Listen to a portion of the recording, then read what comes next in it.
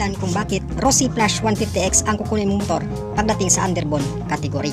Una, pagdating sa presyo, napakamura niya. So meron siyang cash or SRP na umabot ng 75,000 pesos. So meron itong minimum down payment na umabot lamang ng 4,000 pesos at meron itong installment sa loob ng 1 year na 7,955. Sa 2 years naman is 4,540 at sa 3 years naman is 3,400 naman siya. At kung updated ka magbayad dito sa motor na to, is meron kang rebates na umabot ng 300 pesos. So napakamura mga idol sa isang 150 displacement na underbone category na may DOHC, na may 4 valve at ito ay naka-liquid cooling system pa. So pangalawang dahilan kung bakit itong si Rossi Flash 150 ang kukunin mo motor dating sa underbone category, meron itong malakas na makina. So itong si Rossi Flash 150X ay kayang mag-produce ng power output ng hanggang 16.76 HP at 9,500 RPM.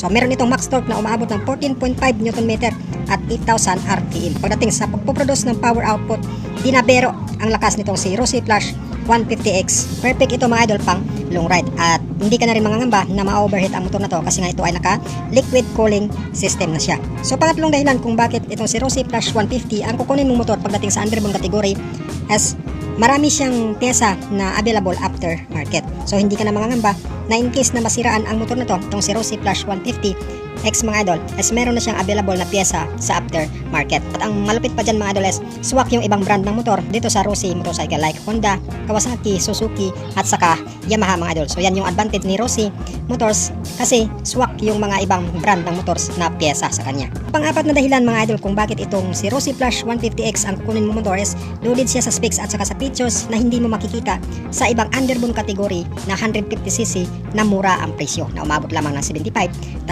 pesos. Kasi itong si Rossi Flash 150 ay may kabuang kargada na 149.6cc displacement. Ito ay naka 4 valves na, naka DOHC. Alam naman natin na isang DOHC na makina is more on power and speed mga idol. So ito ay naka fuel injected at naka 6-speed manual gearbox. Diyan pa lang mga idol, bawing-bawi ka na pagdating dito sa Rossi Flash 150 na naka 4 valves mga idol. Kasi isipin mo naman, napakamura ng motor na to na underbone. Naka fully LED na rin ang headlights nito mga idol. Signal lights at maging ang tail light nito is naka LED na rin.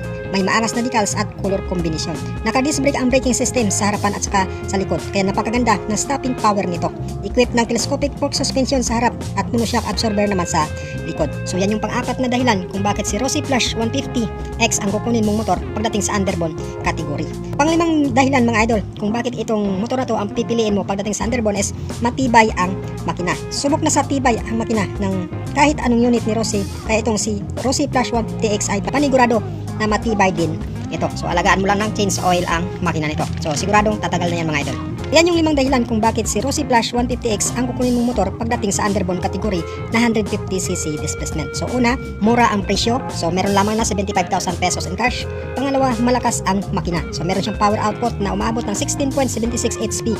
At pangatlo, may available na pyesa na aftermarket. So hindi ka na mangangamba in case na masiraan ang motor mo kasi nga marami siyang available na pyesa sa aftermarket. So pang-apat na dahilan is loaded siya sa specs at saka sa features. At pang-5 mga idol, matibay ang makina. Kayo mga idol, anong masasabi nyo sa motor na to? Sulit din ba kunin itong motor na to ngayong 2024? At sa mga Rossi Flash users dyan, anong masasabi nyo sa unit na to? So pakicomment na rin ang comment nyo sa comment section para mabasa natin. So sulit ba itong pag-upgrade ni Rossi sa Flash 150 nila na ginawa na siyang 4 valves, DOHC at syempre ito ay naka-liquid cooled system na siya mga idol. So kung umabot ka sa dulong bahagi ng ating video mga idol, so lubos ako nagpapasalamat at umabot ka dito. So, kung mahilig ka sa ganitong mga video mga idol, mag-subscribe ka na at i-hit yung bell icon para lagi kang updated once na mag-upload tayo ng bagong video.